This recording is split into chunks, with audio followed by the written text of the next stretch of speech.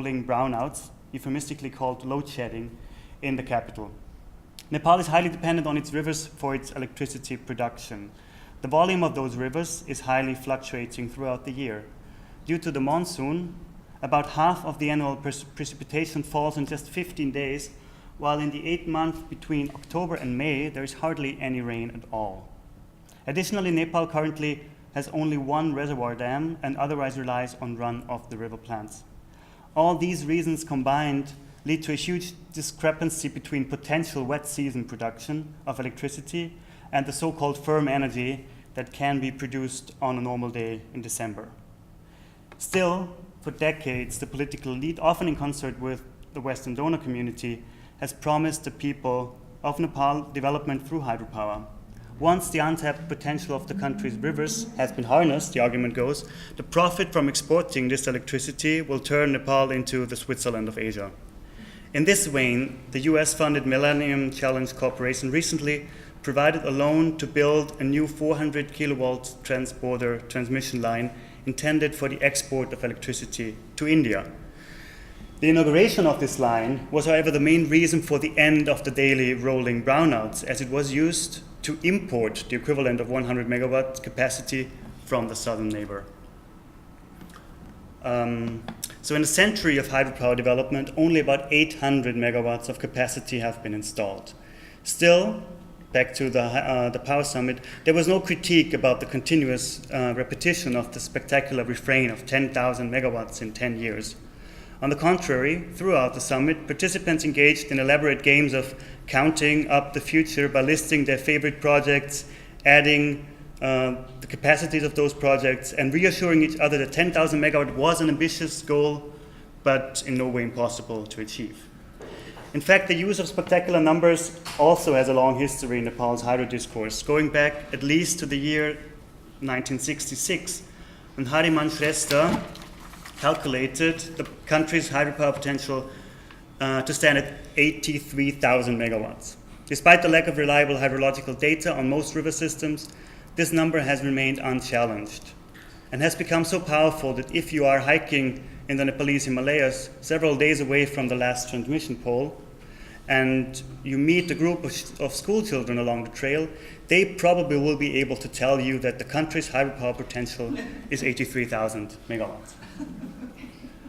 This is the load shedding schedule from March 2016, where you see all households belong to one of 7 groups, and from Sunday to Saturday you have the times of power and non-power.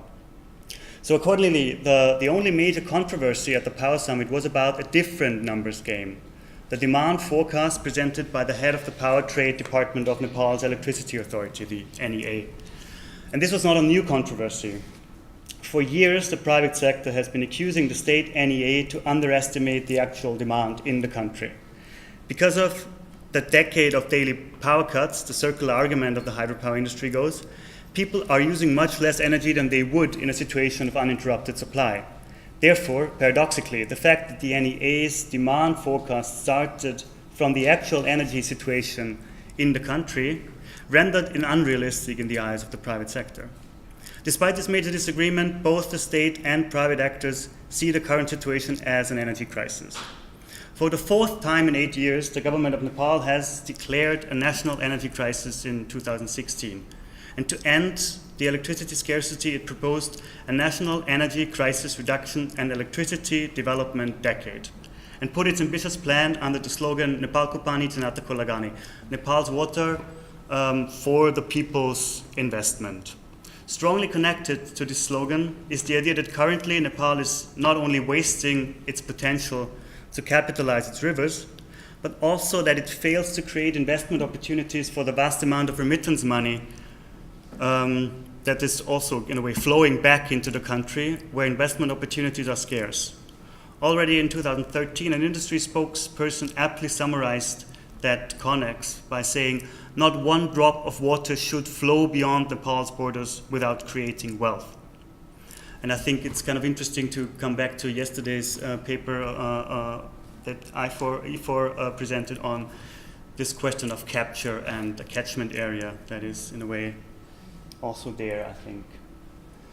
So shortly after the Power Summit, in February 2016, the Department of Energy launched an online crowdfunding platform under the same motto, Nepalko, pani, janatako, lagani, with the aim to encourage citizens and institutions to invest in the future of the self-proclaimed hydropower nation.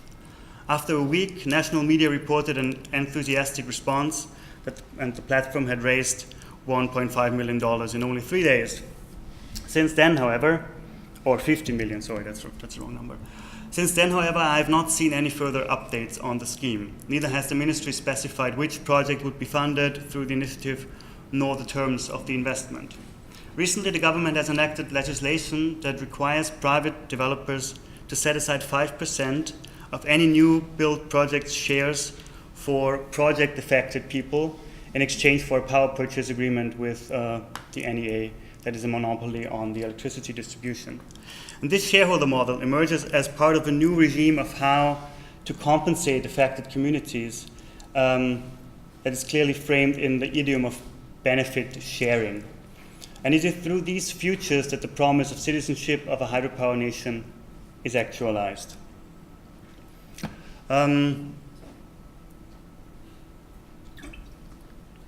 So in my conversation with Austin about these questions, we recently came to think of them as essentially dealing with volumes in a way very similar to A.L. Weizmann or Stuart Eldon, or also Frank Billet recently started to think questions of the nation state and territory and territoriality through volumes. In the case at hand, we are dealing with a cascade of volumes of different sorts and opaque qualities. First and foremost, and of course in line with colonial conceptions of rivers as volumes, those spectacular refrains rely on Nepal's rivers and conceptualize this imagined national body of water as untapped reservoir for future wealth. Out of this rationale, we argue, emerges a double movement of securing these volumes. On the one hand, the attempt to secure the potential physical sites for hydropower projects, and on the other hand, the attempt to securitize the financial assets necessary to develop them. But while both territorialization and financialization depend on the volume of the rivers of Nepal, there is hardly any reliable hydrological data on these volumes. All we know is that these rivers carry extremely different volumes during wet and dry season. But also the other refrain, that 10,000 megawatts in 10 years, we understand as a volumetric claim. Even in the unlikely event of reaching the stated goal, it is in no way clear what 10,000 megawatts would actually mean in terms of electricity produced.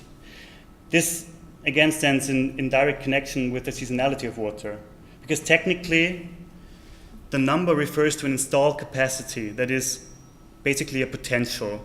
Under ideal conditions, a capacity of 10,000 megawatt will yield 10,000 megawatt hours of electricity in 1 hour. But no hydropower plant in the world reaches this efficiency of 100% capacity factor. In the case of Nepal, similarly to the capacity factor of the already existing hydropower projects, experts estimate that during the dry season, hardly more than a third of the installed capacity would be busy. The only river in the country that has a significant trans-Himalayan catchment area is the Aron in the far east of the country. Therefore, it has a far higher minimum volume than the other rivers and has been one of the most important sites of Nepal's hydropower frontier, despite its remote location, even in Nepalese terms. But even for the Aron, there is no reliable data on the amount of water coming from Tibet, as a recent conversation with the hydrologist Caitlin Voss confirmed. For a few years now, an Indian developer has been paying local people to keep track of the amount of water that is passing through the village of Doban, the proposed dam site of the Aron 3 hydropower project. But not surprisingly, I so far failed to convince the company's employees to show me their records. While the rivers of Nepal are full of unbuilt hydropower dams, Aron 3 is by far the most famous of them. Originally identified as the best site in the whole Kosi catchment area by a Japanese feasibility study and taken up by a consortium of Western donors in the 1980s, the project was cancelled in 1995 after the World Bank got into trouble with the global anti-dam movement and consecutively stopped funding all hydropower projects for a few years. In 2008, the government of Nepal signed a memorandum of understanding with an Indian state-owned public service undertaking by the name of SJVN to construct the project. This was one of the first actions of the transitional government right after the end of the decade-long armed conflict between the state and the Maoist People's Liberation Army. The project design, this is a map of it, is practically identical with the previous iteration from the 1990s, except for one major difference that again brings us back to seasonal volumes. The installed capacity will be bumped up from 400 in the old plan to 900 megawatts. In light of the vast contractual differences between the two attempts, this makes sense from the developer's perspective. So just to explain briefly, the idea is to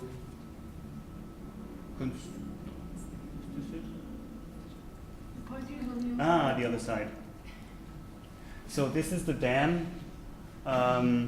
desilting area, and then a tunnel about 11 kilometers long, and a powerhouse here. And this would give the project about a hydraulic head of about 300 meters in these 10, 11 kilometers. And the idea is it is a so-called peaking run of the river project. That means a relatively small dam, just like 50 to 60 meters high, that could be turned on and off several times during the day. So like not a real reservoir, but also not a real run of the river. So as I said, the doubling of the capacity makes sense for the Indian developer. And it's very different from the old project, because the first project was an attempt to secure the national power demand. The new project will be built and owned by a foreign company, and for 30 years SJVN will export 80% of the electricity to India.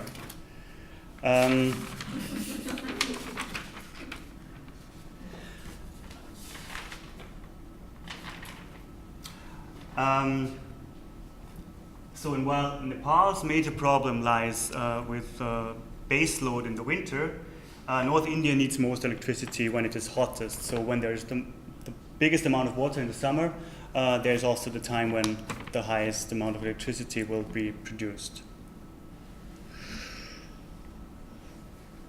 And a similar agreement is currently under negotiation with the second Indian developer for the second most promising project site in the country. So not surprisingly, given the current energy situation and the close connection between water resources, nationalism, and the promise of future wealth, these contracts have drawn fierce criticism from water experts, activists, and the political opposition, whichever party is in opposition at any particular moment. Many of them accuse India of new colonial ambitions and use the case of Bhutan as a negative example.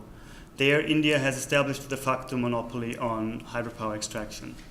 Confronted with these accusations, the Indian engineers working on the Iron-3 project counter with the argument that no other build, own, operate, transfer contract in the world is so favorable to the host country, which might actually be true. In their narrative, Iron-3 becomes development aid with different means. One of them told me, "We are a state-owned company, therefore we are not restricted by purely economic logics. We want our neighbors to develop too." Another reason for the sweet deal might be the fact that the Aran Valley is one of only a handful of easy passages through the central Himalayas, and the proposed dam site is only 20 miles south of the Chinese border. So this is the Chinese border basically up there, the main ridge of the Himalayas, and the dam site would be down here. So the river here makes this sinuosity, and this is basically where the tunnel would go underneath. So in securing this location, the geopolitical aim to keep China at bay conflates with the long-established obsession of the Indian water bureaucracy to control the Ganges headwaters as far upstream as possible. And the recent announcement of Indian Prime Minister Modi that his government will not buy Nepal's hydroelectricity if China will be building the dams in question clearly shows the red line for India's self-proclaimed benevolence. While on the state level, the Iron 3 deal remains unsealed, still unsealed, the families who might lose land to the scheme have been offered very generous compensation packages. Additionally, and in line with the new regime of community-based compensation, through benefit sharing, 1.5% of the shares have been earmarked for project-affected people, along with 30 kilowatt hours of free electricity per household and a non-binding commitment towards skill development and employment opportunities for locals. The former CEO of the Nepalese subsidiary of the Indian developer, however, told me, tell your friends not to buy those shares. In this particular project, the government has gotten such a good deal that private small-scale investors will not make any profit on their investment. Given the positive example of the first hydropower project that went public, including a local shares option in central Nepal a few years ago, I doubt that they will heed my advice. So to conclude, I believe by thinking territoriality through volumes, we can see two very different conceptions of sovereignty being at work within the Ganges catchment area. Whereas public discourse in Nepal is occupied with constructing infrastructure to harness the imagined water wealth, many within the Indian states see these headwaters as potential part of their territory up for capture. Therefore, I think it makes perfect sense that only 10 days ago, the Hindustan Times reported that the two prime ministers would press a button in Delhi that would somehow represent the foundation of a hydropower dam 1,000 kilometers to the east. In the end, it seems once again that button was not ready to be pushed. But I think the case of Iron 3 still tells us important lessons on the double or multiple moment of territorialization, re-territorialization, deterritorialization at the hydropower frontier. Thank you.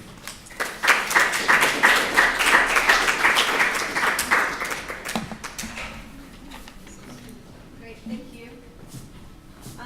Now Anthony Acciavati with the Ganges River water machine. Changes of state across the Ganga Basin.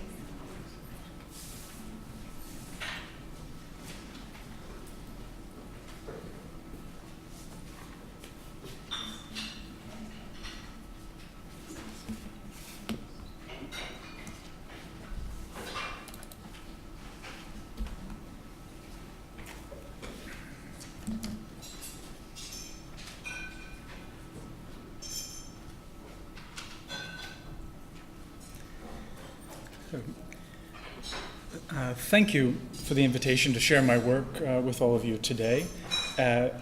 My Italian grandfather always told me growing up that there are three types of people, those who can count and those who can't. So I'm going to just read the introduction and the conclusion, and I'll be a little bit more free-form in the middle. But I can say, without having to read it, that it's really great to be in a room full of people who are interested in the monsoons. And today, I'm going to share with you work from my book, Ganges Water Machine, Designing New India's Ancient River. The book is the result of over a decade of fieldwork and archival research, and it's the first comprehensive survey of the Ganga Basin in half a century, and it's also the first environmental history of the basin told through its infrastructure and public works.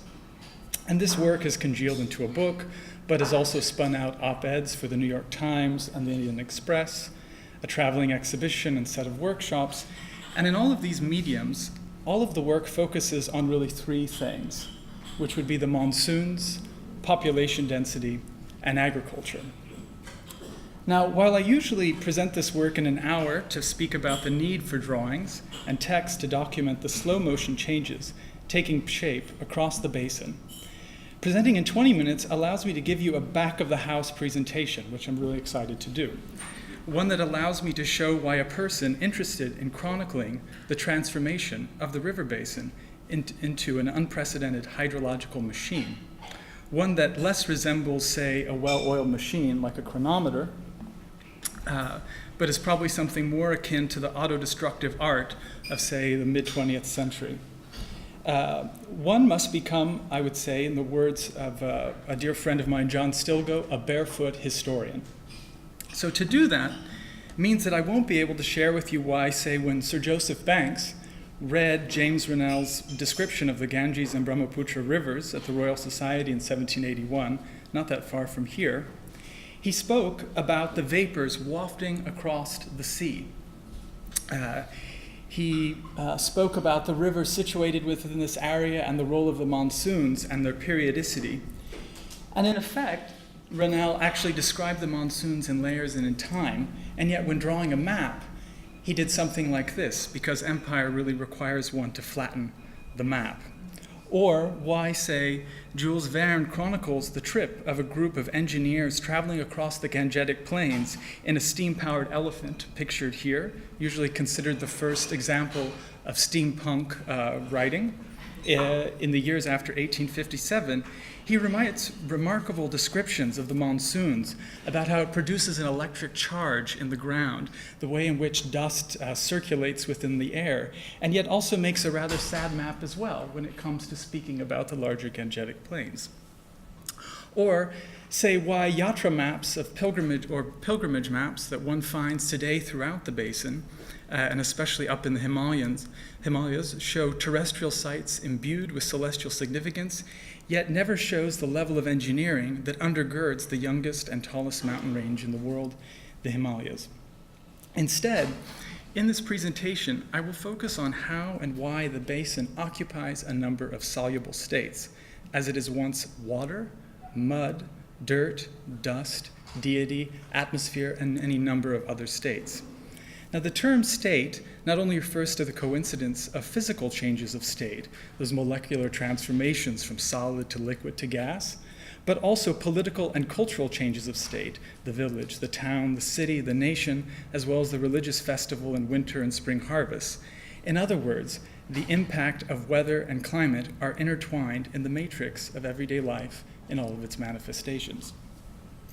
So what I'd like to do is take you a little bit back in time to 2004 to situate this work. This is a time when Google Earth was just getting launched, incredibly low visibility of India. In fact, India had a greater problem with Google Earth compromising national security than the state of Israel in terms of complaining about it. These things were being used, but mostly by George Bush's administration to kill people. They weren't being used to monitor or map areas. Even a technology, say, as the GRACE Gravity Recovery and Climate Experiment by NASA wouldn't have really been able to give very specific information about this area in terms of especially groundwater table levels and some of the other kind of infrastructures that I'll talk about in the presentation. And I didn't even have a kind of map like this of Indian railways to give you a sense of just the population density that exists within the larger Ganga Basin here. So what I did was I wrote a Fulbright proposal in 2004 that said, give me a year and I will develop a new way of mapping this area, what is one of the world's most densely populated, agriculturally productive and monsoonal, that I will create what I call the dynamic atlas, a way of mapping not just space, but also the choreography of people, weather, and soils. And in effect, basically, I wrote something that was not unlike, say, for example, when Samuel L. Jackson is speaking with John Travolta here in Pulp Fiction, and they're talking about what they're going to do with their lives, and they've just killed somebody, and so Samuel L. Jackson's saying, you know, I'm going to walk the earth, and John Travolta's like, what do you mean walk the earth? And Samuel L. Jackson says, you know, walk the earth like Caine and Kung Fu, talk to people, have adventures, help them with their problems.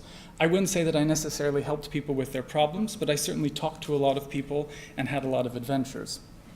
And in that Fulbright proposal, I said I'd like to be based in this city of Allahabad, which is pictured here, which is at the confluence of the Ganga and the Yamuna rivers that I'll speak more about in a little bit, which is in the heart of the state of Uttar Pradesh, which just if you gave it a kind of size in terms of population to land area, it gives you a sense of how densely populated this area is. It's about the same land area as half of California or Great Britain, but has over 200 million people living in it.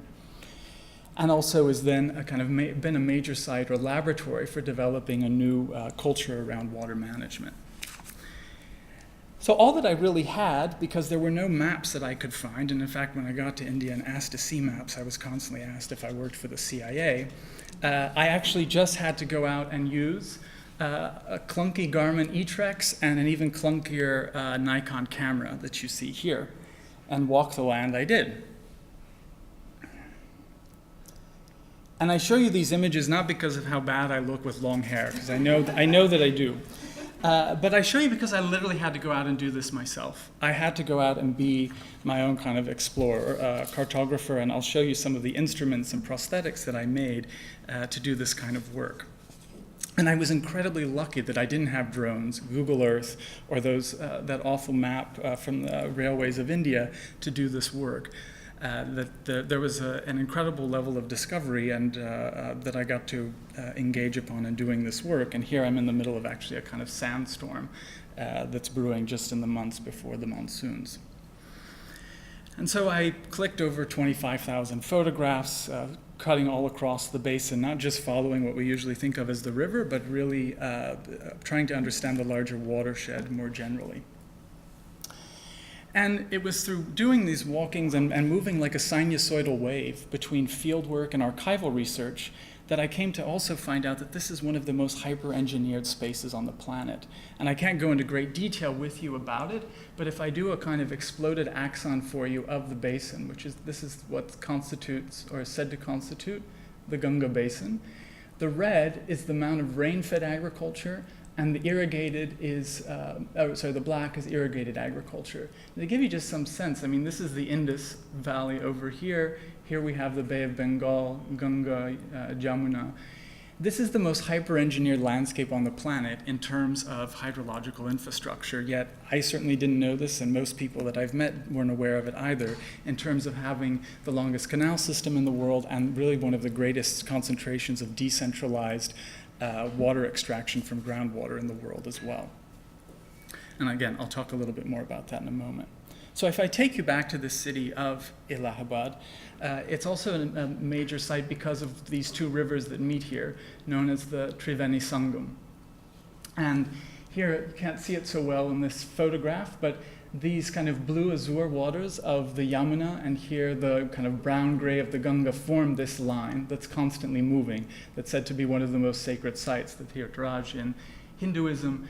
And here, this was probably one of my favorite representations of this area because it really brings together the terrestrial and celestial in terms of showing in this calendar art Jamuna, Ganga, Saraswati here, but also terrestrial objects like a mosque, South Indian temple, railways, etc. There's a real bringing together, kind of almost anachronically, of different modes of understanding this space and its dynamism. And so I spent a great deal of time at this site of the river where these rivers meet. This is a drawing that I did of the Ganga and Jamuna kind of area, Doab, with here Allahabad turned 90 degrees. And I'll speak a little bit about this drawing in terms of the cartography and photography of trying to better understand the dynamism of not just water, but of the movement of soil, people, and temporary inhabitation as well. So just so you know, these tones of violet that I'm going to describe in just a moment, they relate to moments in time within the winter solstice, equinox, summer solstice, etc. So I unfurl the orbit of the Earth in order to plot these different times, in order to show how the kind of stain and splotch that, say, the river basin, but also all of the tanks that exist within the city expand and contract in relationship to the monsoon, where at times this area will grow by as much as 5 and 6 kilometers, and other times be maybe only several kilometers wide that you can easily walk across. But just in this, you can also see the different kinds of edges that exist within this city in terms of its, say, the civil lines here, which was built by the British after 1857, where they raised about 6 different villages in the area, or the kind of historic area here, which is on the higher grounds along the Jamuna or Yamuna River with Akbar Kila or Akbar Fort here at the confluence. And so I spent a year not just kind of having to make this map, which I had to do by myself. So all of this is surveyed by me. It's not that I had like a GIS set or an aerial photograph to do this. I literally had to do it myself. But I also kept coming back to this point where those two rivers meet, and supposedly a third, to photograph it over the course of a single year. And so I did a set of panoramas where those two rivers are said to meet. Every year during the month of Magh, there is a temporary city that's built here Mag is generally January, February in the Gregorian system. And between 4 and 5 million people come here to bathe over the course of about 30 to 35 days. A temporary city is built with tents, electricity lines, plumbing, new roadways, etc. This is an image of that festival in 2006. And so I then I take these photographs and relate them to that period of time that you saw before, that tone of violet in the drawing, and I look at then in plan cultivated lands, roadways, settlement patterns, density of population, and a summation. And what's quite spectacular about this area is that when this festival ends, the grid of the city remains, but farmers move in the shoals and sandbars, they use what was once the grid of the city for agriculture. So it's an incredibly densely populated area that then, between basically March and May, becomes a kind of bucolic and agricultural landscape where farmers move in and harvest their crops. And then as the monsoons approach and the area starts to be inundated by not just water, but soil, it becomes completely subsumed. And of course, you can see that all of those grid lines of the city completely disappear and are washed further downstream. And this happens every year. And it's one of the most, I think, kind of intelligent uses of urban space that I've ever seen in my life. In terms of the slow motion change that happens here, the ways in which people use the rhythms of the monsoons to inhabit this landscape. And it's a kind of microcosm of what happens all throughout, I would say, the larger Ganga Basin. And while it's usually spoken about in terms of its spectacularity for the Kumbh, it's this kind of slow motion change that happens in this area that I think is really something that has to be drawn and written about and had not been up until the time that I did this. And so here's a set of those photos of Magh Mela. Then of course the Kumbh happens every 12 to 13 years. Where between 80 and 100 million people are said to pass through this area with the pontoon bridges, etc., the kind of large-scale tent city that exists.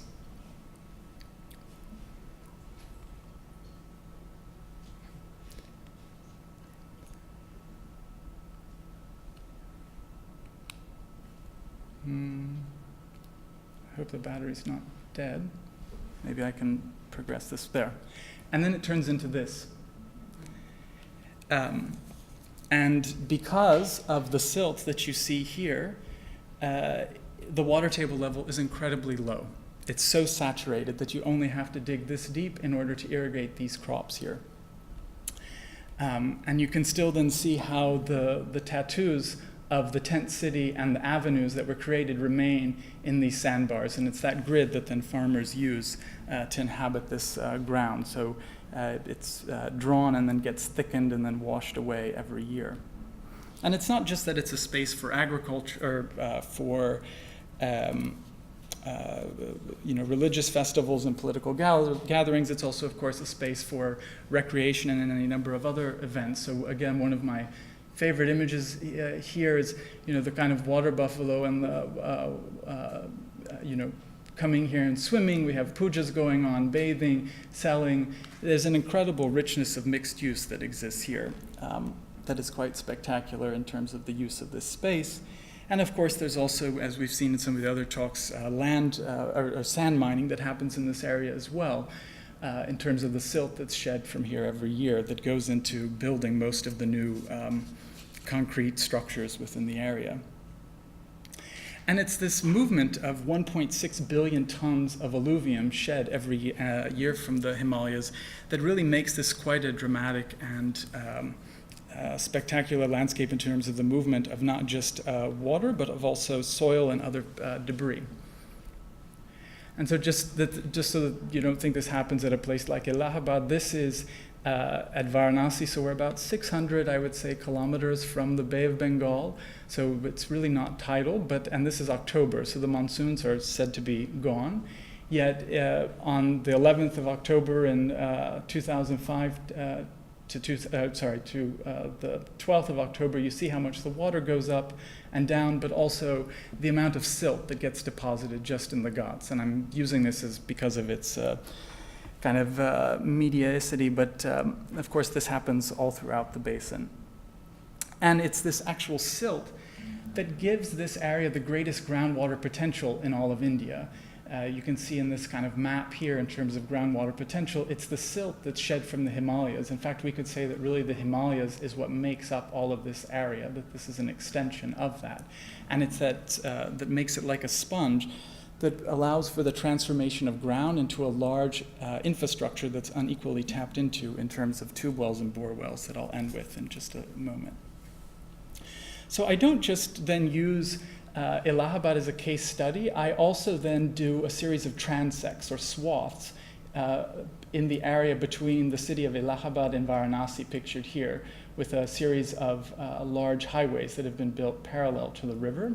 And I won't go into great detail with them except to show you that I use the same technique of doing these transects perpendicular to the river edge, not understanding the river as a kind of line or set of plumbing, but really understanding the larger basin. So this are those 6 same transects, and you get a sense of just how, say, the river expands and contracts over a year, that sometimes becomes a large lake or stain or splotch, or other times is quite in size within its area. I then look at the layers of roadways, which I think are really important to draw because that's how people move. The settlement patterns that exist within this area as well. And you'll see that while there are some hot spots like this, and again, I mean, I had to do all of this by hand and by foot and by boat and by driving, so that's why it took a decade to do instead of a year. But you see hot spots like this, but yet you see that there's a kind of diffuse form of settlement pattern that happens here. And that's really important because then if we look at, say, the surface water bodies, which it's hard to kind of see here, but I also document all of those and how they expand and contract with the monsoons, there are very few over here. And the reason for that is because most of the people that are in this area are tapping into this area with hand pumps and tube wells. So they're transforming that hydrological infrastructure of the Himalayas as that kind of water bank to draw water up to support this level of settlement that exists here. And because tube wells are unregulated, nobody knows where they are, how many exist within India. I mean, I counted, I think, several 100,000 in my surveys, but their estimates are as high as 10 to 15 million exist within the basin. And so then I also then look at all of the what are called the nalas or drains and all of the canal systems that exist within this area as well. And then I bring all of these layers back together to be able to better understand how they intersect, the stains and the splotches with the hard and the soft. And develop then a series of different techniques of drawing this or hallucinating through drawing of the river basin. And I won't go into great detail about that, but it's not just about cutting plans and sections because, when we cut a plan, that is a section. So we can cut a plan in many different areas and get a very different sense of that space in the same way that when we cut, like a piece of pie or an onion or a cabbage, we get a very different sense of it too. So these drawings look at then the section and the geometry of the river basin, both in terms of the kind of larger area, and you can't see it, but also the groundwater table level, that are developed from an instrument that I made in 2002 to study the estuary of where the Charles River meets the larger Atlantic Ocean, that uses the Fallweg, or the deepest point in the river valley, to then map the movement of contours of ground and settlement patterns and sediment that exist within that area. And so this is a kind of precedent model for me to do this work. Now, obviously, I couldn't be in all of those places that I showed you, those huge transects, all of the time. I mean, I was still pretty young when I did this work, but not that young or that fast. So I had to develop my own instruments. So one of the instruments I made is what I call a surface accumulation sleeve, which is pictured here. It's a prosthetic that you wear that uses some very fancy technologies like a handheld GPS unit, but also packaging tape. And what I did was, in the months before the monsoons, I used this prosthetic that you see here to take a reading of the soils, the surface soils, perpendicular to the river edge by about 1 kilometer. And I'll show you in a little bit why I did that, but this is a kind of larger view of it in terms of profile here versus here, and also, equipped it with my cellular phone at the time. Using the satellite systems that we have in place, thanks to the US military, to triangulate where I was, I then used the packaging tape to do particle size testing in terms of the distribution of soil particles within this area. So this is the kind of larger drawing of that. And if you map out soil particles in terms of their distribution, you can also get a sense of how water is moving through this area, or more particularly how the Himalayas are moving through this area over time. And so this is kind of version 2.0 that you see here of this prosthetic, because the one that I showed you here, unfortunately, it got broken when I was coming back from customs in India after living there in 2006. So making this one that's a little bit more foolproof for getting broken in transit. But this is the imprint that gets left by that packaging tape. And I do it for a kilometer perpendicular to the river edge, and it's not just that it's picking up soils, it's picking up car parts, petrified human fecal matter, flowers from a puja, any number of things, hair follicles, and if a house gets in the way, I try to go over the house and collect it. So it's almost a kind of ethnography of the soil that exists there, showing the many different layers that exist or get embedded within this ground. And so then I also developed what I call a surface accumulation mechanism, so that you can put up to 4 rolls of those kilometer-long packaging tape that get about this big, so that you can actually traverse different parts of the Ganga Basin at a 1-to-1 scale simultaneously. So here, this is a kind of crank mechanism where you can crank the rolls going from the river edge all the way out.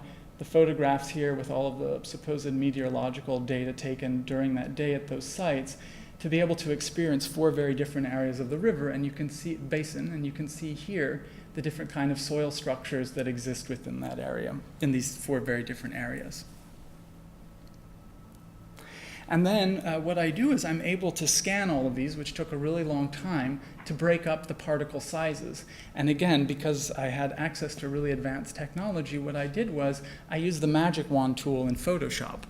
And what's really brilliant about Magic Wand is that although we usually use it to do things like this, or at least some people do, we can use it to break up and find different particle sizes. So it's actually a really convenient way when you don't have access to certain materials to do this kind of work.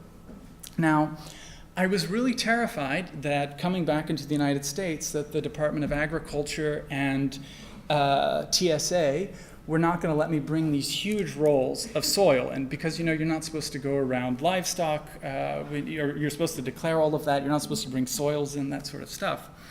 So I also then developed another technique of mapping soils, which is what I call the Ganga dip sock. So what I did was I bought 100 pairs of pristine white Mickey and Minnie Mouse tube socks. And I then went to different parts of the river and basically plunged it in to get the soils, so that I could get a kind of stratigraphic reading of the soil deposits that are there. And of course, there's all kinds of other stuff that gets lodged within that, obviously. And then the idea was that I tagged it, GPSed it, right, put it back in these really beautiful little plastic bags that the socks came in individually. And if someone asked me at customs, well, why do you have all these dirty socks? I would just say, I'm a filthy backpacker and I didn't have time to do my laundry, and I have a sock thing. So, and much to my surprise, I got all of it through. And so they're in deep storage in New York City right now. But, I show you all of this work to give you a sense of, all the way from soil structures to the kind of supposed urban scale to a larger regional, and I'm leaving out the kind of larger celestial dimensions to the work just in the brevity of time. But it's this also engagement with the movement and choreography of soils and people that also led me to then looking more closely at the tube well, which is the last part of this talk, which is what's really critical to understanding the movement of soils in this area and the way that people transform that soil into infrastructure. So it's the first time I've gotten to present this part of the work in the UK, but this was this idea of taking advantage of the supposed groundwater, or christening it a silent Saraswati, which is said to be this mythical river that meets the Ganga and the Jamuna at Allahabad. This British engineer in 1947 named Sir William Leonard Stamp, who was an aviator based in Uttar Pradesh, was at Caxton Hall here in Westminster.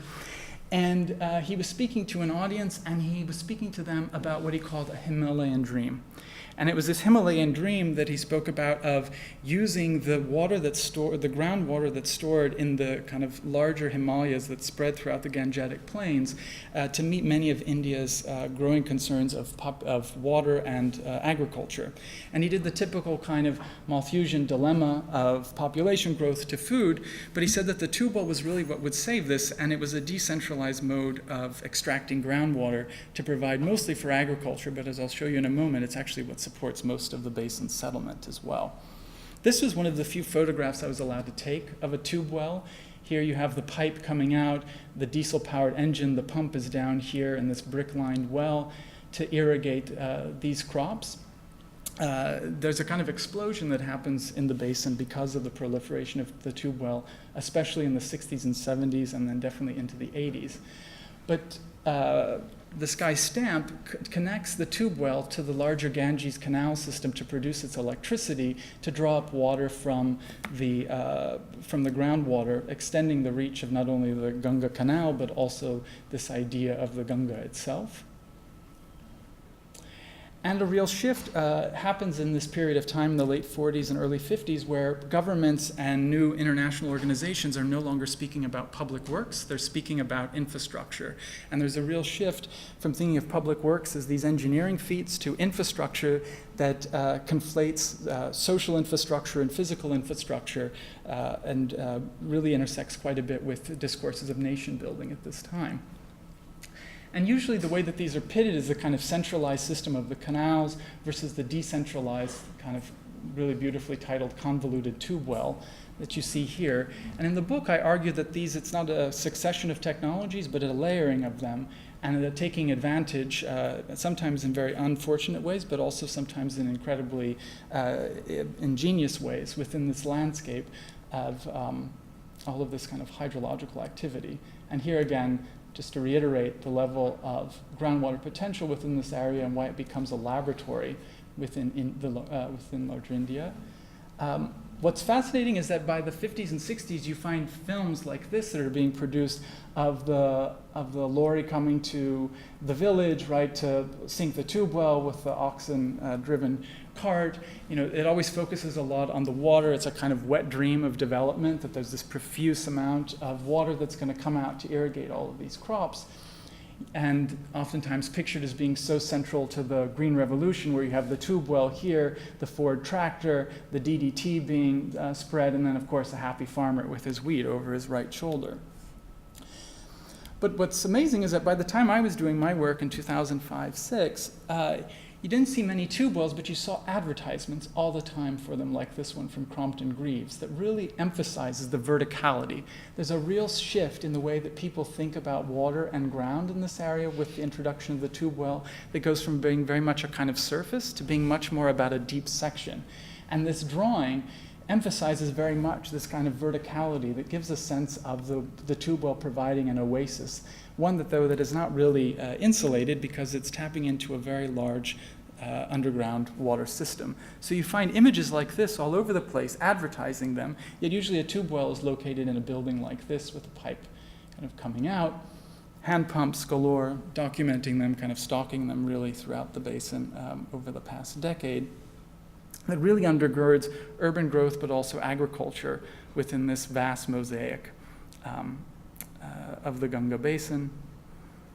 Here, you know, kind of the typical kind of hand pump in a city like Kanpur. And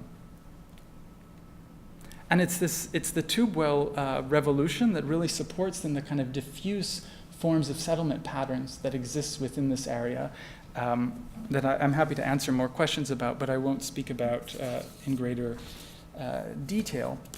But you know, to really end, I would say that my book on Ganga sits at the confluence of my own interests with those of a larger audience, not only because of the World Bank's $1.5 billion loan to clean up the river that they've given the government of India with matching funds, but also how we engage in larger processes of environmental uncertainty.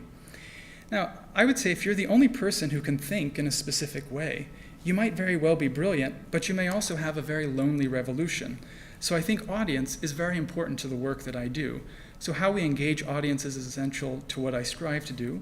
And my book has advanced a debate, I would say, about the basin through op-eds in the New York Times, Indian Express, through traveling exhibitions in Asia and Europe, as well as North and South America, immersive workshops, design studios, and performances. Drawings and writing are critical to my body of work, and we need to both better understand the slow motion changes occurring in this basin and beyond. But if these things are not drawn, and if they're not written about at the same time, then we'll suffer the advantages of sight, but without insight. Thank you.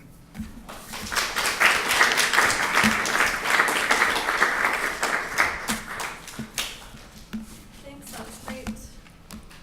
And our last in this panel is Rukkumany on storing monsoon waters in systems of Tamil Nadu.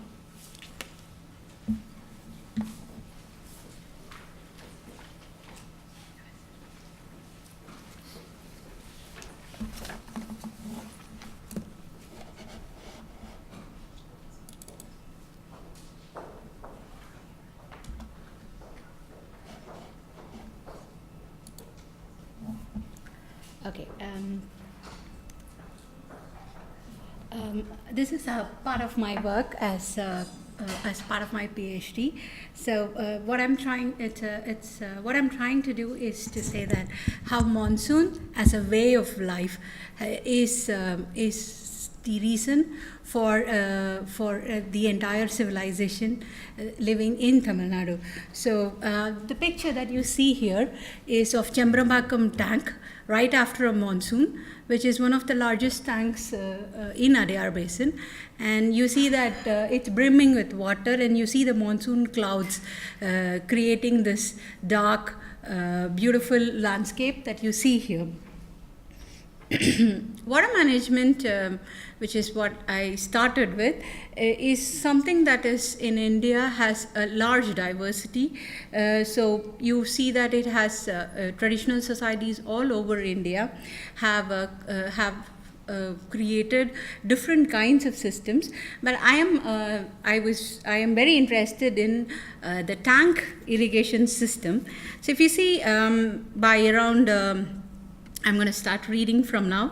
So before the construction of dams during colonial period and after independence during the 1915s, most of the water storage and distribution were through small irrigated localized structures, except in the regions watered by large perennial rivers such as the Ganges that Anthony just talked about. And majority of these were called as within the colonial terminology, minor irrigation structures. And these surface storage structures serve to irrigate 40% of the total area irrigated in India. And even though such structures were prevalent all through India, most of them were what we call as tanks. Now, the term tanks in itself is a very curious term, which I'll come to later. But if you see the tanks are concentrated in the three southern states of Tamil Nadu, Karnataka and Andhra Pradesh, and they account for a total of the 60% of all surface irrigation in India. In Tamil Nadu itself, tank irrigated areas, they are still more concentrated spatially to three districts. Three coastal districts of Kanchipuram, Ramanathapuram district and Viluppuram. And the reason for this is, the term tanks is a very, very strange term, because when I talk to people in Europe, when I say tank, they think of these small storage tanks that are found on terraces or anything, whereas here, when we talk about tanks, the term itself, tank, comes from the Latin or Portuguese word tank, which means to store water, and it somehow got stuck to represent these large surface reservoirs, which has a large diversity in the state of Tamil Nadu. As you can see here, there are multiple types of these water storage structures, and I put the classification here, which is like depending on how they are used, what is their purpose, and where they are located. And each of them has a specific name in the local vocabulary. So I won't go too much into this. And this protection of water bodies was part of a much larger integrated system which understood the connection between vegetation, water, and ecology. And to quote from a very old Tamil literature, which is a women poet called Avayar, she said, raising ridges or raising water raises fields, and raising fields raises the subject, and raising subjects raises the king or the state. So there was this understanding that water management was part of a much larger ecology, and it was the basis of a state. Why tank and water management is that if you see water in Chennai is always a problem. We either have too much or we have too little of it. So this seeming duality of flood and drought is actually a linked phenomenon, and the tanks have to run dry to store the next year's monsoon. So if you see here, you see the tank which is completely empty and which is completely full during the monsoon. And a part of reason why this is a part of the same duality is that in the regions where you see the tanks is that they get most of their rainfall from the northeast monsoon. And the northeast monsoon is not as evenly spread across in terms of times and in terms of the amount of rainfall that it gives over every day or other days as compared to the the southwest monsoon. So even though Chennai and most part of Tamil Nadu have an average rainfall of 1,200, from 900 to 1,200, different statistics give different things. It is quite a high rainfall. It really is a water deficient state, called a water deficient state, because of the nature of the rainfall. If you see in the graph, you see that most of the rainfall is received in 2 months of an year, and within this 2 months in a few days. So it's like you can get almost 25 mm of rainfall in a single day. And this actually is the reason that we have either too much of water or too little of water. The concentration of the tanks in certain parts of the coastal districts of Tamil Nadu is as a result of one, the geology, and two, the nature of the landscape itself. So if you see, most of these areas are not, according to their geology, suitable for water percolation. So water, even though the conjunctive use of wells, rivers and tanks is pretty common in Tamil Nadu, that you have sometimes rivers recharging tanks and sometimes tanks leading to rivers. The areas in which you find a profusion of these tanks are all areas in which the water cannot percolate into the ground. Therefore, you have to store them in surface storages to be useful, for the water to be available for use. But what I would like to stress, and what my paper is about, is that the tanks are only a part of an intricate system, and I would like to call it as a system. This system is it's a complex system which links the tanks to the people through components that give social, ecological and economic benefits, which actually is spread. The system actually works as a complete catchment, and it does not, the tanks are the most visible part, but it depends on land. Like, to come back to what Dilip was saying, land and water, here the system actually is anchored in the land, and it works through the system works through, I'll just go in front. It's a very interesting system because the tanks are perceived as water storage structures. It's to put something definite which was not really definite. It is a system that was constantly fluctuating, not only hydrogeologically, but also in terms of its sociopolitics. And to quote Mose, the tanks were actually a shifting landscape, and that is because of the very nature of the tank system itself. Tanks are fragile structures. These are shallow surface water tanks. So without maintenance, in a year or two, they will silt over and become land. And if somebody is digging them up and building an embankment, they will become water. So it is a system that was in constant flux, and it survived depending because of the interdependencies within the system. So the tanks depended on the people, and the people depended on the tanks for the water. So and this system worked. And what I'm really working on is that this system worked by what we call as common lands or Porambok lands. In Tamil, we call them as Porambok lands. These are common lands which are crucial for people to achieve the benefits that they derived from the tanks. So I've put here, if you can see in this thing, the tanks are not only hydrological systems to elevate flood and drought. They are actually linked to the lives of people through ecologically, socially, and economically. And this is important for the survival of the system, and the accruement of the benefit is dependent on the presence of these common lands. So if you see in the villages of Tamil Nadu, these common lands have specific names and functions. So I put them on this side. So you see the first 8 are directly related to water management. So these are either water storage structures, for example, like the Eri, the Tangal, the Kulam, or the Kuttai are actual storage structures of water. Then you have Vaikal and Ode, which are actually confluence systems, or where the water moves through the system. And the Karai, or the Bund, which stops the water, and then the grazing land, which is located in the foreshore. So these have specific names and specific functions in the villages of Tamil Nadu. So yeah, just so that.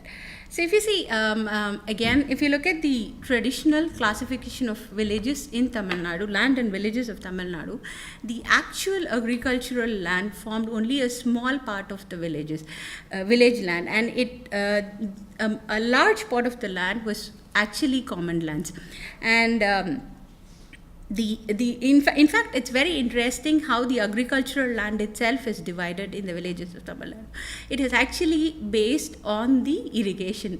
So you had Nanjai, or which is a land which could be easily irrigated, or which was served by a channel. Then you had Punjai, or land that is difficult to cultivate, which has no known sources of irrigation. And you had Manavari, which is rain-fed land. And then you had this big classification of Porambok lands, which were divided according to their function, which I already presented. And what I am presenting today is from the study of the Adayar watershed, which is located in the peri-urban regions, parts of Chennai. The Adayar watershed is curious because only a small part of it, that is colored here, if you can see here, is within the Chennai metropolitan area. But the Adayar river is, to quote again from Dilip, an overflow system which collects the waters from 300 odd tanks that are located in the peri-urban areas of Chennai. So if you see here, the Adayar watershed has 4 sub-watersheds, and the 3 sub-watersheds that are located in the head reaches of Adayar is what I've studied on. And whatever I'm presenting today here is a collection of archival records as well as personal observations over the last 4 years, plus 4 studios that I've done with my master's students on looking at how the tanks are behaving today, what is happening to them.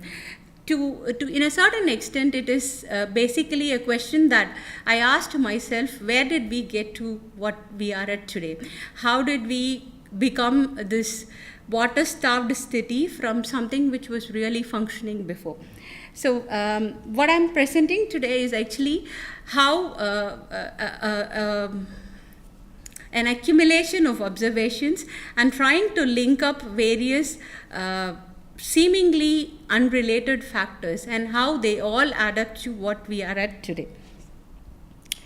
So if you see here, this is a map drawn from satellite imagery of the tanks located in the Adyar watershed, and this is as of 2012, and you can see that you can clearly see the large number of surface reservoirs that are located in these three upper watersheds. This here is the Chambrabakam's tank that I was talking about in the beginning. So I've traced these changes and tried to link them up by creating a sort of an interlinked model that could explain to a certain extent why the tanks are really in a bad state today. So I'll be presenting it in three different things. One as the impact of urbanization, second the impact of land administration and policy, and the third as impact of technological change. So the first this thing, because these areas are located in the peri-urban areas of Chennai, you have I've looked at how urbanization is changing these tanks. So one, because of this proximity of the city of Chennai, there is a huge demand for land. So what happens is that there is an interesting phenomenon that people will not cultivate for 2 seasons, so that the lands can be perceived as not cultivable, and then they can be transferred or converted into other land uses. The second factor that led to as a result of industrialization was the setting up of industrial areas just outside Chennai as a part of cleaning the city of major polluting factors. The industrial estates were set up in these peri-urban areas. And the third was, of course, a city has to be connected, and a city gets connected by transportation networks. So the construction of highways and roads happen. And these direct impacts created a number of indirect impacts, such as agricultural land getting converted for development, labor in these villages getting employed in industrial areas, whereby they get more wages, so that's a more attractive proposition. Then the channels that bring water, like for example whether they were rainwater channels or they are overflow channels from a tank, get encroached by industries. The industries dump waste in these channels and the areas. Insensitive construction of highways, which at many points of time actually cut a channel, or the outer ring road that Pushpa was talking about actually cuts 7 areas in half as it goes along, right in the middle. So, which again leads to a decline in agriculture. Once agriculture gets declined, the loss of secondary activities that support the tank system mean that the tanks are not getting maintained, which as a result means that they have less water, and when they have less water, there is less reason to preserve them. So again, this factor leads back to the increasing of urbanization in the areas. Ultimately, the system gets damaged, and it leads to the tank being filled up and used for development, which can happen very easily. The second thing that I looked at was how policy or the state administration's influence on this system happens. So this has 2 parts. One is historical, and the other was what happened after independence and in the current scenario. So one of the things that was very interesting in this area was that the Porambok lands, when they were recorded by the British, were the first time when these conventional traditional practices were actually recorded. And when the British were recording it, there was very little understanding on their part of how these systems work. And also by this time, the societies that were operating these were themselves in transit. So basically, one was that the British went through, or the colonial administration went through different land administrations in India. So somewhere it was the Jamindari, somewhere it was the Inamdari, somewhere it was the Riot Wari. But in Tamil Nadu, in the region that I am talking about, the system that the colonial administration followed was called as the Riot Wari system. What is interesting about this Riot Wari system is that individual landowners were measured up land and then said, this land belongs to you. Now, traditionally, in the villages of Tamil Nadu, land did not belong to anyone. Land was a common resource which you used, or you grew crops in it, and you gave a certain share of your this thing to the king or the state for taking care of you. But when so the village as a community operated all the common resources. But when they divided the land and called it as the individual riot, the riots had to pay the tax directly to the government. So this system had two impacts. One was that it converted the common lands into government lands, and curiously they were called as wastelands because they were not usable for agriculture. They were called as wastelands. And the village community broke up into individuals. So both of this meant that the common lands lost their customary protections. They became one government property, thereby the people or the owners were basically the tahsildars or the district administrators who were located far away from the villages. And so ultimately, who was taking care of them was the village administrative officer or the munsif or the talayari, as we call in Tamil. And what they recorded became the record. So basically, it became something that could easily be exploited, encroached, converted into different purposes. Once the common lands were encroached, the tanks lost their customary protections and customary linkages, which meant again that they were not maintained. In the independent era, the Tamil Nadu government, Tamil Nadu is one of the highly urbanized states of India, and the Tamil Nadu government after independence has promoted a large-scale industrial policy. So there has been a very conscious shift to increase the industrialization of the state. And this has again created the impact that I already talked about. So in many of the villages that I saw, the land was acquired by the government at very less prices or whatever, and then it got converted into industrial areas, which increased this conversion and this abandoning of the tank system. So with the decline in the agriculture and the setting up of the industrial areas, the loss of secondary activities and the system failed, which led to the reduction of the tank system. So this is my last slide. So on the other hand, what also happened was that the changes in technology of the water itself created a large impact. With the Green Revolution, the so-called Green Revolution, there was a large-scale push towards using up of groundwater as a major source of water, because the surface irrigation was considered to be a non-reliable water source, whereas the groundwater was considered to be a more reliable, consistent source. And the advantage of groundwater over surface water was that everyone could drive their own pumps and take the water from their own land. They didn't have to cooperate with anyone else.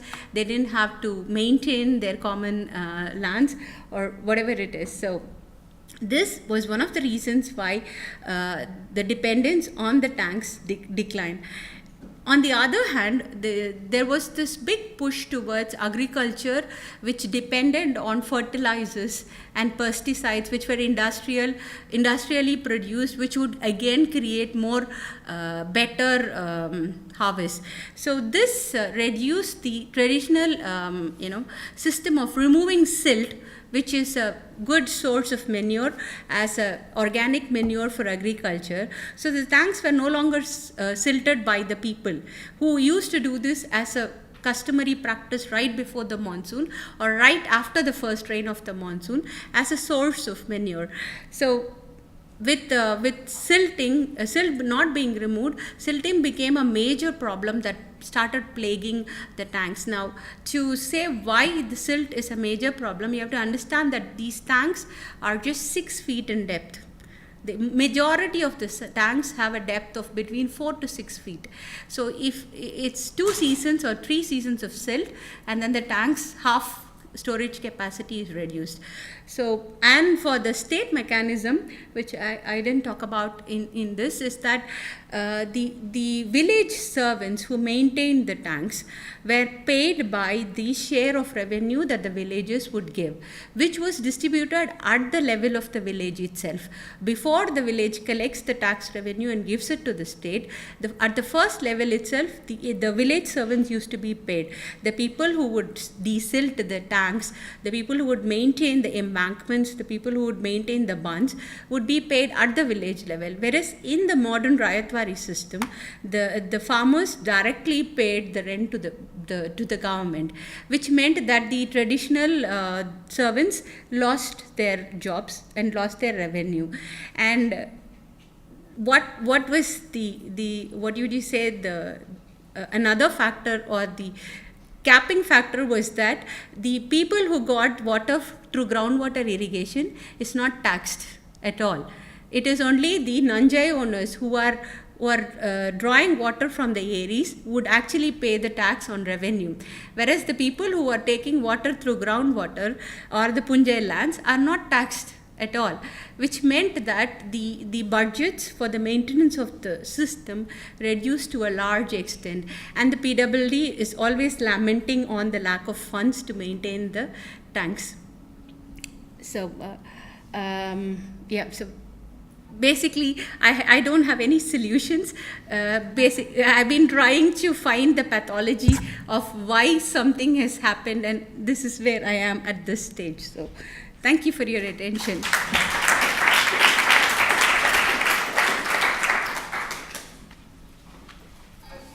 we'll have a short question time. We're a little over because we started late, so we'll bar up against tea time. I know it's not very British of me, but it won't be the first time an American has respected tea. So we'll maybe do 10 to 15 minutes after tea. Any questions? Pushback?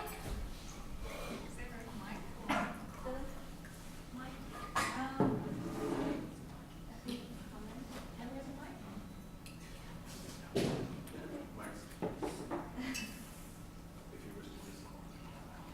you feel like you need a mic? No, I can just Maybe it'll. great presentations. Thank you so much. Very varied methodologies. I'm very jealous. I feel very unskilled at the moment, particularly after these trek through the Ganges. It's a combined question for Anthony and Matthäus, right? Matthäus. I teach a course called Geographies of Infrastructure. It's for undergraduates, and I make it extremely simple, and I break it down into categories, and I teach one on roads, electricity, water, et cetera, et cetera. And then looking at both your presentations, I realized, it's a very stupid thing to do. So, and in both your presentations, it looked like how water and electricity kind of slip into each other very much. And so this kind of, conversion of one form of matter into another form of matter through the notion of infrastructure emerged very much to me. And so I just wanted to push you both a little bit, and particularly Anthony, that you map so well this conversion of water, transformation of water. And if you were to extend the project into the notion of electrification, how would you do it? And the same thing goes to Matthäus as well, in terms of, I was surprised at the way, I guess the topography plays a role in the way it was tunnelized from the hydroelectric, from the dam site to the power site. Mm-hmm. And so I wondered if you could, I know you're an anthropologist, but if you thought in terms of the terrain rather than the territory, how would you think in terms of the interactions between water and electricity? Sure, maybe I start. So yeah,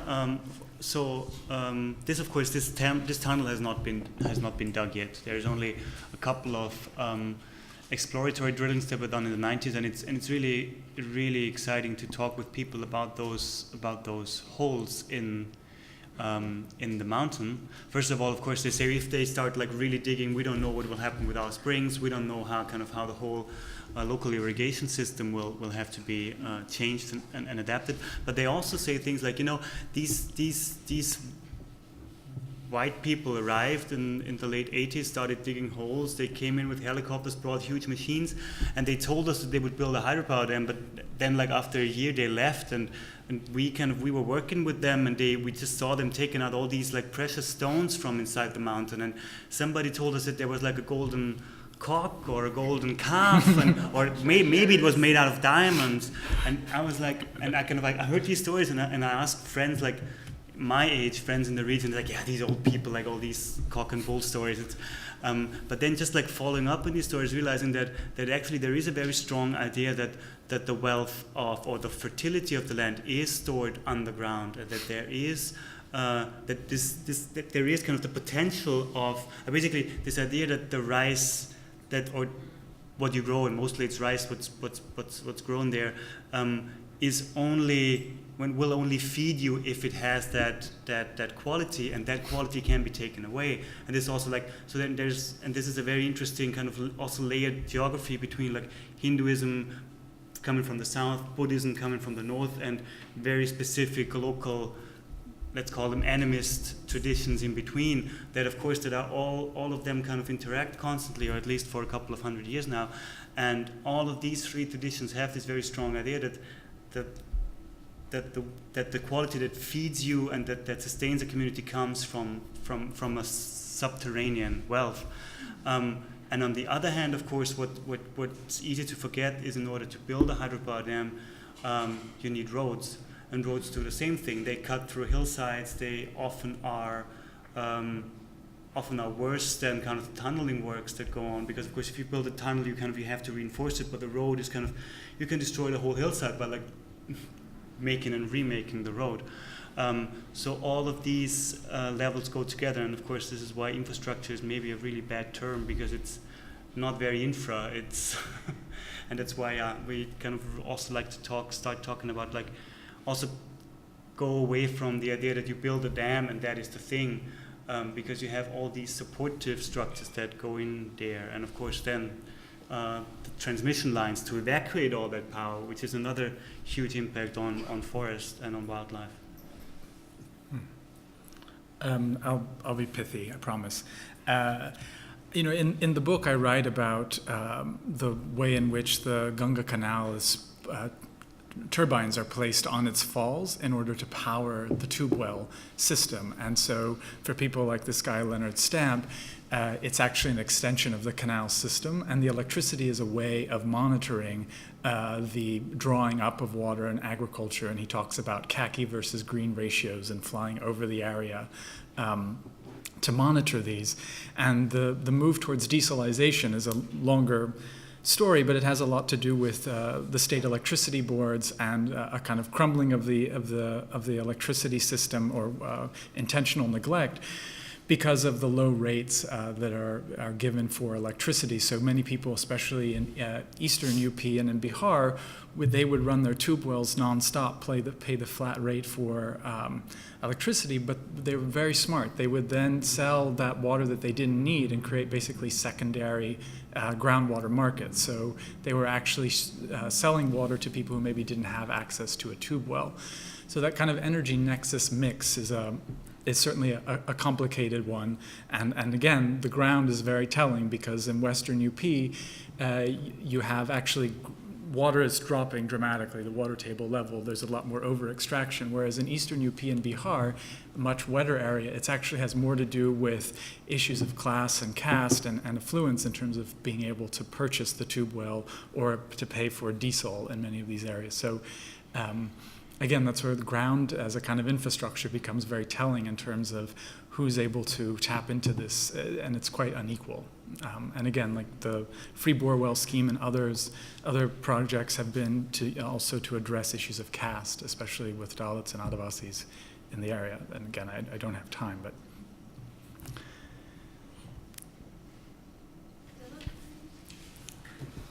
Well, I have a couple of questions/observations. I mean, one is, Rani, with the tank system. I mean, the way in which you sort of your latter part and the explanation, actually, the intricacies of its operation and what it took actually to destroy. I mean, it was fascinating. But then, when I look back actually at the use, which I was very intrigued with in your second or third or fourth slide, you had the term empty tank. And it really, it's sort of, it's strange actually. The word emptiness carries a much larger load when you think of the fact that, how much of the culture has been killed actually of the tank system. But there's one other point that I just want to add. And that is that when we looked at tank systems, we saw that wells are an intrinsic part of the tank system. So they were dug actually to extend the water drawing capacity, but it was also actually a means of holding. Actually, it was sending waters down into the aquifers that were made available for a later date. It's the same thing with the Ganges system. Wells were not only to draw out. Wells in India have always been to replenish. And so you find the stories of British, horse riders riding across the fields and then, losing their partner suddenly, because they've fallen down a well. Right. Because these wells were not protected in anything, because they were opened precisely, actually, to feed the aquifers. But then there's a Colonel Sankey who actually wrote about the tanks. And I want to add this, actually, to the destruction. Be very quick actually to jump to urbanization as a cause of the destruction of the tanks, but it was before urbanization actually. There was a reading of the tanks actually by the British engineers as a hierarchical system that was connected. And now we all say that it is a connected, as you said, they're connected in a system, but to connect them in a system without understanding their autonomy, potential autonomy in drain holding capacities, so dependency actually on a previous tank was only actually when you were in need, post-autonomy, when your rain catchment was not enough. So that's why it's sort of curious when you sort of situate the tank in a watershed. The tank was never in a watershed. The tank was actually within a rain shed, actually, that was associated with it. And then the dependency followed. But Sankey, in his reading of it actually as a hierarchical, made it an easy system to construct a drain around and make it into a flow. So there were bypass drains then that destroyed the tank. So that was even before actually any urbanization, distinct urbanization. But I was very intrigued, Anthony, by your sense of discovery, and with which you actually traveled this landscape. But one of your descriptions, actually, of that agricultural plot in the thing, I was particularly intrigued. Because one of the things, actually, that happens in the Gangetic Plain is with the receding of rains, post-monsoons, and the fall of what we call wetness, there's always been agriculture that has appropriated ground.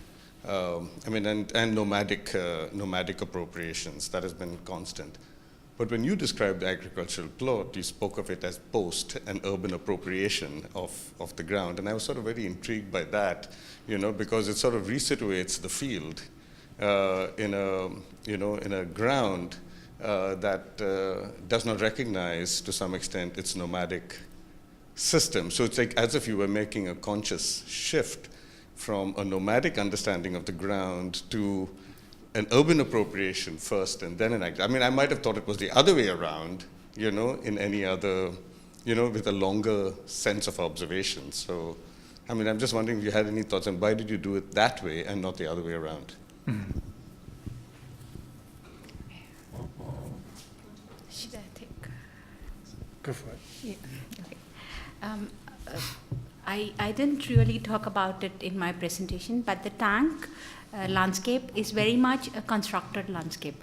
The tanks are made by common human intervention for the specific purpose of agriculture. So they are not really natural. They are using up of a natural resource in a specific way. And when I said they are fluctuating in terms of sociopolitics, it is very much, urbanization as in not pre-independence or post-independence. Urbanization as an appropriation of resources is something that I'm also wondering where and when did it start. Because Laden says that only with the construction of the tanks in the late 10th century that this entire space which is called as Tondai Mandalam in Tamil, came to being as a state. Because before that it was not really a part of a state or a part of an administration. So the very idea of a tank landscape is a constructed notion. It is not a natural landscape. So this was one thing. So it is a very easy thing to change, and you would also find histories of the so and so zamindar or so and so administrator constructed a channel from such and such a tank, and then he created so much of agricultural land. So this on ground is a very shifting landscape. All it needs is one channel from this tank to be diverted to another tank, for that tank to become prosperous and this one to lose, the next tank on the line to lose its water. So it's a very intricate socio-political landscape also, not only a geohydrological landscape. So that, I don't know whether that answers your question. So it in a sense to me is an urbanization, because it is not really a natural landscape. It is for a specific purpose, and it is being constructed for a specific purpose. And the second level of urbanization, which happens with the cities and the industrialization, is that what I was looking at. But if you see, from my point of view, the construction of the tanks itself was an act of urbanization, was an act of appropriation. If you call urbanization as an act of appropriation, it was an act of urbanization. I don't know whether that answers your question. No, actually, there's Shampaka Lakshmi, the Tamil historian, has written about Tondai Mandalam's own urban characterizations, and an urbanization as being very specific to that region and with very peculiar characteristics. So there is a pre-colonial urbanization that dates back to the Tondai Mandalam era that you're talking about. So I guess my point is not so much the fact that urbanization or non-urbanization. My point is actually that they are rain-holding systems. Yeah, they are rain-holding systems. Before they are channeled from one to the other, they are autonomous rain-holding systems that then connect, additionally connect with the system up there. So they're all in a swale. See, they're all part of a swale of low grounds. Now, they're relative low grounds that then connect with the system, true. But what I'm saying is that in the minds of the villages that are associated with each band, I'm well aware that they are design systems, but that each village actually is associated with a band depended first on the rain-holding system, that the rain-holding catchment in there. It's the same actually with the design of the caves in Canary also. They beautifully actually worked by system that gathered rain above each. Each system was filled with rain that fell on the thing, but then they were also connected by a wonderful overflow system that was considered secondary, not primary. So rain came first before flows came. That's what my point is.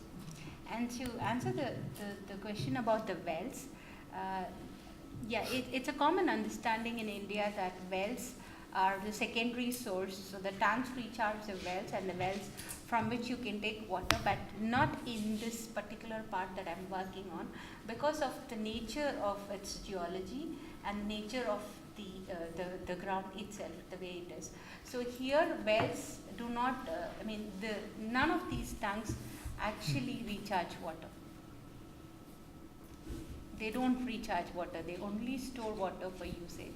So it works in other systems like in Kaveri and in Tamarabarani Basin, in which this conjective use of recharge and then harvesting through wells works, but not in this particular area that I'm talking about.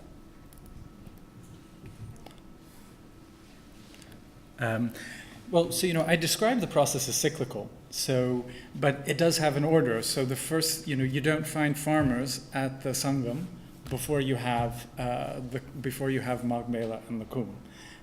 The way that it, by kind of October, really the waters start to recede, and so then those sandbars start to emerge really by November, December, government comes in. There's kind of, and coordinating with the Pragwals or the Prag Pandits, kind of coordinating kind of the bulldozing that takes place in some of these areas to form the land so it's flatter in many areas, and then they put down the metal, do the pontoon bridges, waters keep receding, and then they pull all of that up, and then farmers move in. So there's that human dimension to it, that it's and it's, I think, kind of the way in which these things are being co-authored that's quite spectacular. And so it's, of course, it's also I wouldn't call it nomadism, or it's not nomadic, it's migratory.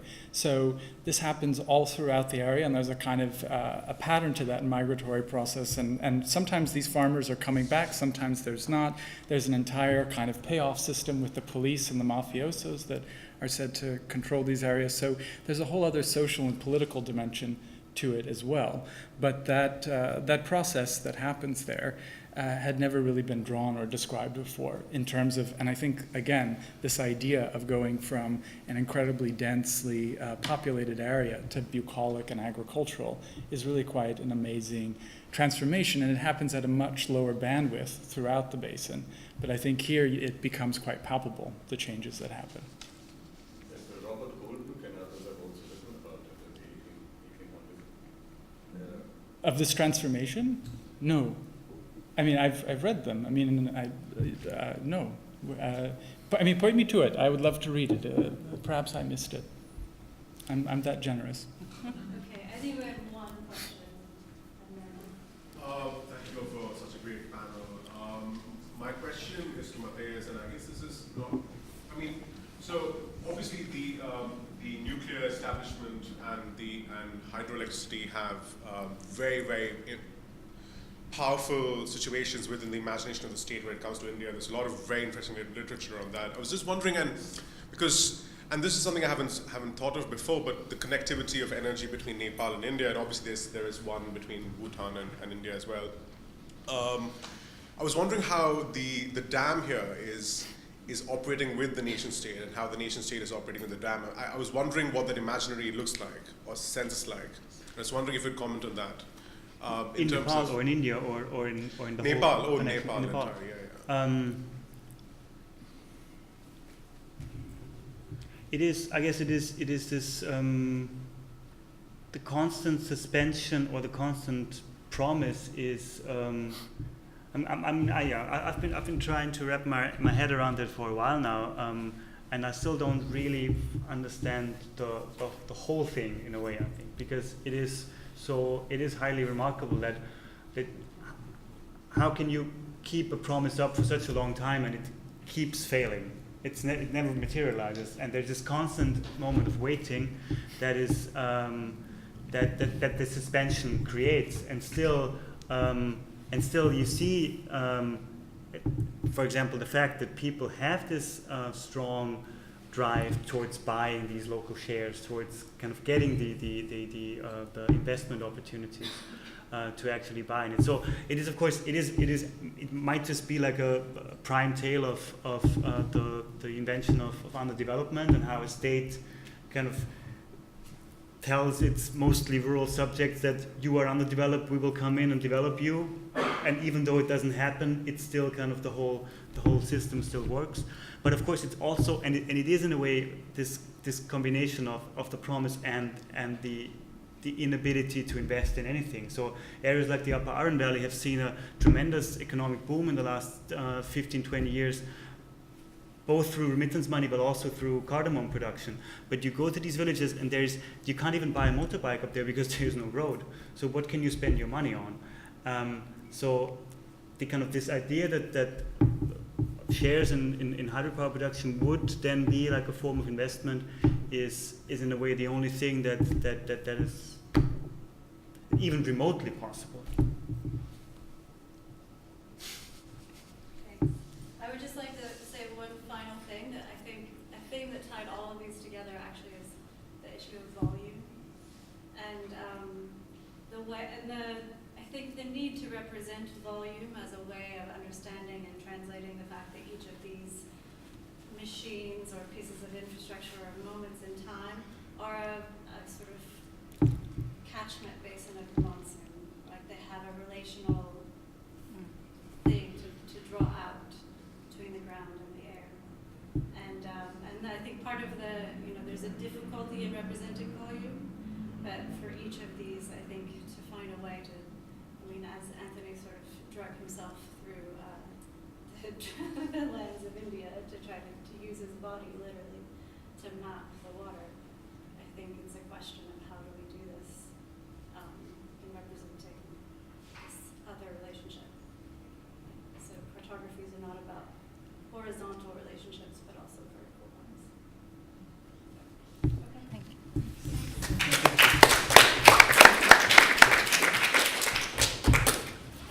How do you connect it? On your knees?